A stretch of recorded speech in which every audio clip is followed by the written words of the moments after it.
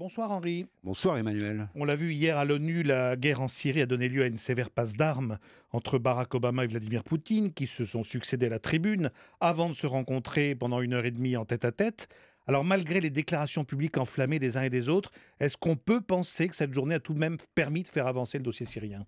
Avancer, oui Emmanuel, c'est indéniable, mais assez pour espérer l'amorce d'un règlement dans un délai relativement proche, ça non, on n'y est pas encore. Pour comprendre ce qui s'est vraiment passé hier, eh bien, il faut d'abord faire la part entre ce qui relève de ce qu'on pourrait qualifier de théâtral, de posture dans ce grand barnum diplomatique et ce qui relève du pragmatisme, de la volonté réelle des États à chercher une issue à un conflit dans lequel finalement ils ont plus à perdre qu'à gagner. Alors côté théâtre, on a été extrêmement bien servi, avec un Poutine qui prend soin de ne pas arriver à l'ONU avant la fin du discours d'Obama, avec une délégation américaine réduite comme par hasard au second couteau pendant le tour de Poutine, sans oublier le départ précipité des délégués ukrainiens pour marquer le coup. Côté posture, eh bien c'est le même tonneau.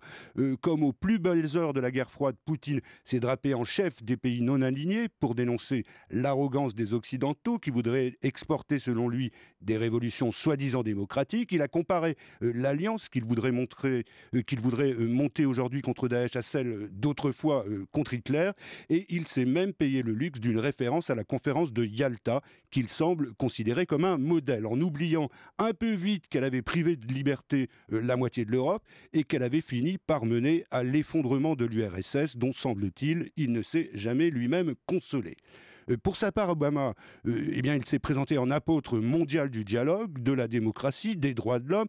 Il a fustigé le tyran Assad et les puissances qui contreviennent au droit international, en oubliant, lui aussi un peu vite, qu'il avait lui-même dérogé à ses propres principes en reculant brutalement sur la ligne rouge des bombardements chimiques en Syrie et en omettant de constater à quel point sa stratégie contre Daesh ou dans le soutien des rebelles s'était jusqu'ici montrée peu probante. Reste le plus important, Emmanuel, entre deux diatribes, Obama et Poutine ont reconnu avoir un ennemi commun, Daesh, et ils ont convenu de la nécessité d'un dialogue entre eux et aussi avec toutes les parties concernées par la guerre en Syrie. Et ça, c'est l'essentiel. Henri, on a dit qu'après les discours, leur tête-à-tête s'est déroulé dans une atmosphère moins tendue. Est-ce qu'il a donné des résultats concrets ? Oui, il y a eu certains progrès, au moins sur le plan militaire, pour éviter le risque d'incident dans le ciel syrien qui risque maintenant d'être saturé par des avions de toute nationalité. La concertation va s'intensifier, même si on n'est pas encore au stade d'une réelle coordination contre Daesh. En revanche, au niveau diplomatique, là, ça bute encore. Les Russes proposent, par exemple, aux Américains la formation d'un groupe de contact qui aurait le mérite de réunir aussi les Saoudiens, les Iraniens et les Syriens, mais qui aurait l'inconvénient d'en écarter l'Europe, à commencer par la France et la Grande-Bretagne, et ça risque de bloquer. Et puis il reste évidemment la question du maintien ou non de Bachar al-Assad. C'est la véritable pierre d'achoppement. Et là-dessus, les positions de Poutine et d'Obama paraissent irréconciliables. Oui, paraissent en apparence, oui, mais en réalité beaucoup moins. On a vu que pour préserver ce qui reste de l'État syrien, l'Europe et l'Amérique ont sérieusement évolué en ne faisant plus du départ d'Assad un préalable à la négociation.